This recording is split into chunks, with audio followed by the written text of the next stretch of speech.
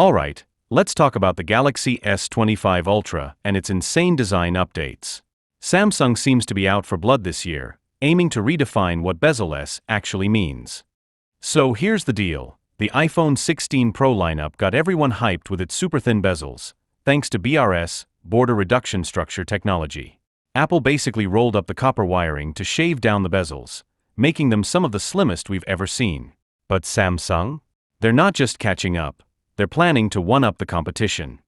Ice Universe, the go-to source for Samsung leaks, dropped the bomb that the Galaxy S25 Ultra will have the thinnest bezels in the industry, even thinner than the iPhone 16 Pro Max, which currently holds the crown with a 1.41mm bezel. For reference, Xiaomi's 1.38mm bezel was already a showstopper, but Samsung? They're aiming to go even slimmer. Now let's talk design and colors. The Galaxy S25 Ultra might feature a two-tone color scheme that's giving us some serious premium vibes. For example, titanium blue, a bold blue back with a slightly silvery blue side frame.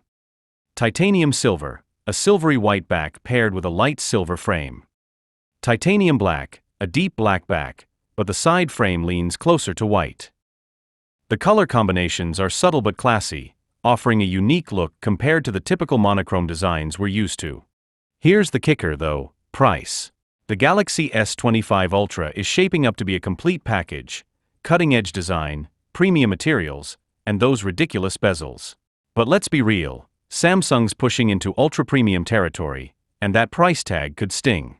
Samsung is pulling out all the stops to make the S25 Ultra the ultimate flagship, but the real question is it worth the hype and the cost? Drop your thoughts in the comments below. Thanks for watching.